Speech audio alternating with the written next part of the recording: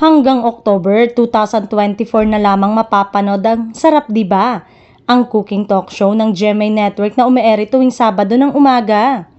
Mga host ng Sarap Diba, si Carmina Villaruel at ang kambal na anak niyang sina Mavi at Cassie Legaspi. Noong nakaraang linggo, sinabihan na ng production staff at crew tungkol sa nalalapit na pagwawakas ng programa. Ikinalungkot ito ng lahat ng may kinalaman sa production dahil 12 years na naging bahagi ng buhay nila ang Sarap Diba. Mapapanood hanggang October 2024 ang nabanggit na TV show dahil sa mga tape episode na matagal nang nakunan. Sarap Diva, ang orihinal na pamagat ng Sarap Diba, kung saan si Regine Velasquez ang host ng programa na unang napanood sa telebisyon noong October 6, 2012. Si Regine ang host ng Sarap Diva mula 2012 hanggang 2018. Si Carmina ang ipinalit sa kanya nang lumipat at pumirma ang Asia Songbird sa ABS-CBN noong October 17, 2018.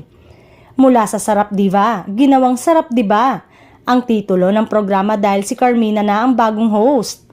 Isinama rin sa Sarap Diba sina Mavi at Cassie, kaya ang naturang TV show ang naging daan sa pagpasok ng magkapatid sa entertainment industry.